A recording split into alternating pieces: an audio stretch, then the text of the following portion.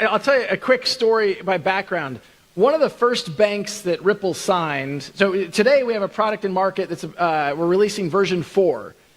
When we launched version 1.0, which is always an exciting time for a tech company, you release a product, it's version 1.0. We launched that product, we were partnered with one of the largest banks in the Middle East, and we went to market, and we went live.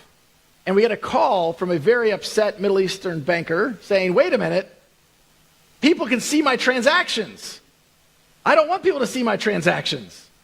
So look, blockchain is powerful and a public ledger can be leveraged to make transactions, but banks, I mean, if every SCB transaction was written to a public ledger, would SCB be excited about that? The answer is no, I'll tell you very certainly. The nature of how we have evolved our technology, yes, some of it, XRP is a public open ledger. A different part of Ripple's technology that connects banks to the liquidity solutions, these are private, think about it almost as a private temporary blockchain between two banks. It's cryptographically signing the transaction, holding it in escrow and releasing it at the same time, so you never have a situation where a transaction doesn't complete. But the point I would make is, those who espouse this idea of, look, all transactions should be open, I look at that and I think, that is not the real world. We can talk about the origins, particularly around Bitcoin, and to some of the degree other tokens, has been this idea of, hey, we're going to circumvent governments.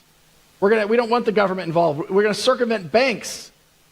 Look, Ripple, we come at it from exactly the opposite point of view. Governments aren't going away. By extension, banks are definitely not going away. We can enable banks to enable an internet of value. If you want to enable an internet of value, you have to connect the repositories of value. The repositories of value are the banks.